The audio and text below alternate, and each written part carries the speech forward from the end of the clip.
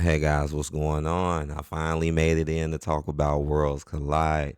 I hope y'all are doing well. Um, what can I say? What can I say about this? I do got to work on more other things, and let's hope this channel starts growing again and starts taking off. I don't want to give up that easily, but the headline for the night was what's his name? El Hinjo, Del Vikingo takes down Tag Gable to retain the AAA Mega Championship. Now, the first thing I want to say about Worlds Collide is that it is definitely worth a watch. It is definitely. Now, I know this may not be everyone's cup of tea, but it was interesting and I enjoyed it. And I think one of the main reasons why I enjoyed it is because kind of like some of the main reasons why I like AEW sometimes, because it's different and they do different things. WWE, we kind of do get the same just repetitive stuff over and over, but this was like a breath of fresh air, seeing all of these luchador wrestlers that we never really seen, or well, some people know, but it's like some of these dudes is like my first time seeing them. It's funny because during the last live stream we did, we was even talking about this and making jokes about the iguana man, and oh gosh, this is definitely worth a watch. I'm telling you guys. I'm telling you. But let's get into it though. The first match was and also just to let people know too, I'm gonna go ahead and show y'all this. Let's go to this is Worlds Collide on YouTube right here, and as you can see, it is at 3 million views. Yeah, I liked it as well. It's at 3 million views in 3 days. So yeah, that's pretty good. That's pretty good for something that's not even like a big deal pay-per-view. I know it's on YouTube, so I know it's free. But a lot of this other stuff ain't really that expensive. Like Peacock is not really that expensive. You can get it for cheap, you know. A lot of people, you know, like that's not bad. That is not bad. Just to let people know, it is. And for all we know, by the end of this week, it might gain another million. But within a week's time. But the first match was Mr. Iguano, Aerostar, and Octagon Jr. defeat Lince Dorado, Cruz del Toro, and Dragon Lee. So it was a 3-on-3. Dragon Lee was on teams with the other two jobber dudes. They're all jobbers, but they actually got some stuff off. Mr. Iguana is definitely a crazy character. I feel like they're gonna do something with him to try to sell some stuff, maybe get him over a little bit. It was still, even though these other guys are like jobbers, it still turned out to be a good match because they didn't really act like jobbers. Like in this match, you really kind of felt like they could have won. Anybody could have won. And I think most of the matches were like that tonight, which I felt like made them kind of good too. Like you just didn't know who would win.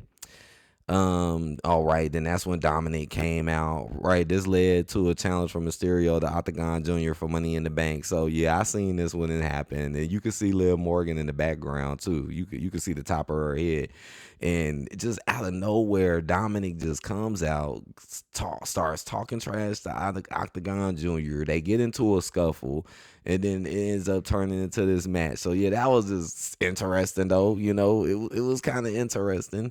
Octagon Jr. had thrown at you, but hey. Then we had Stephanie Valkyr and Lola Vice defeat Tormenta and Dales. I'm sorry if I'm jagging some of these names because I don't, I got to get used to these people because I don't really know them. But I guess that's Sheik. I think it's Sheik, Tormenta, and Dales. Well, they had a match. Stephanie had a match. Stephanie had like 3 matches in the past 24 hours. Dang, Stephanie, you just doing matches all over the place. I got to see Lola Vice because I didn't really know who Lola Vice was, but people talk about her, so got to see them in the match. Stephanie won. You know they won, but still was interesting just to see them fighting these different people. I find this very interesting. Then we had like I said, even people like Lil Gato Phantasma are getting a little more attention and being shown a little better. Defeats El Hijo D, Dr. Wagner Jr., Psycho Clown, and Pagnoas. Dang. And you know what? The credit, I think the characters is what made this kind of interesting too. Like sometimes, like Iguana Man, like sometimes you would think like, okay, maybe this is too over the top, like the WWE, maybe in the early 90s, late 80s, early 90s. Some people like, man, maybe it just got a little too goofy. But sometimes I feel like that's what we need. We need characters. We need people that's just going to stand out and have a look to them and just be different. Everybody can't be the same, because if everybody was the same in wrestling, it would just be completely boring. But Legado Fantasma actually gets a win. So they been let, now I got to go back and look, right, because Mr. Iguano and them won, right. We got to let the AAA people get some wins, but then Stephanie and them won that, and then Gato Phantasm won that. Okay, so that's only one win for AAA so far.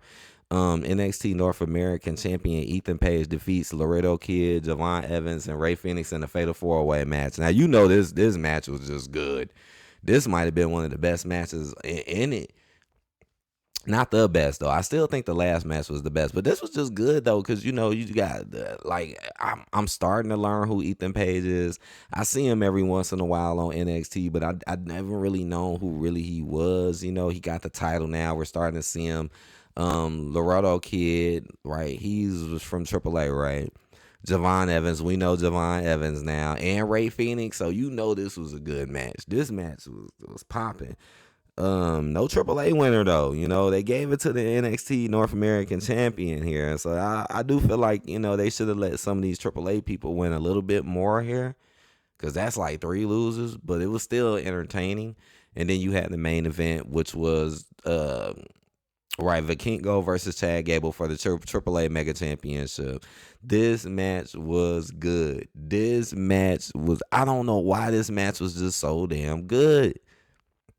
Like, Chad Gable just really put his work in. He's another one who put hella work in the past 24 hours after that. But man, it was just a good match. It was long, but it was just a battle. It was a real battle. I'm gonna go ahead and read it out to you guys. It says Chad Gable will look to win his first singles championship, taking on AAA Mega Champion Vikingo.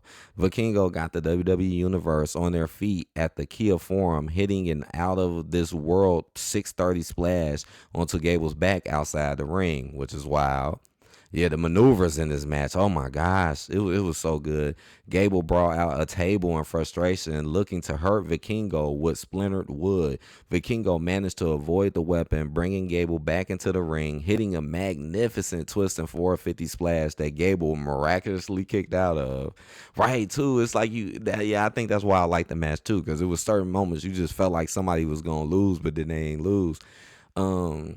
Gable connected with an inverted avalanche sit-out powerbomb from the top rope as Vikingo performed a miracle of his own by staying in the fight. Vikingo stunned Gable with a jaw-dropping Mexican destroyer on the ring apron, but Gable thwarted Vikingo's victory. Yeah, that was another good spot. The Mexican destroyer on the apron. Oh my gosh. Gable laid Vikingo onto the table outside the ring, soaring through the air to hit a beautiful moonsault straight onto Vikingo through the table. Gable and Vikingo battled until Vikingo nailed the 630 splash again to win the much-earned victory to retain his title. What a match, man. What a match. So they let him get 2. They let him get the main event. This almost was like a PLE, 5 matches. They like that 5-match PLE format, and as you can see, they let a lot of the AAA people come out and celebrate them with them. So it was cool. Like, overall, this show was good, man. Like, that's all I can really say. And and if you haven't watched it and you haven't checked it out, go check it out. It's right there on YouTube on the WWE's channel. Go and check it out. It's only about 2.5 hours, so it's not super duper long. So they do kind of get more to the point, but you might actually be entertained, especially if you like this type of style of wrestling. I know I do. I've always liked this style of wrestling. So, this is cool to me. But all right, I hope y'all enjoyed this. Yeah, man, this was great. If they do another Worlds Collide, I will definitely watch it. I will definitely I'll live stream it if possible. But I hope y'all enjoy this. Take care. Please hit that like button. I'll see you guys later. Peace out.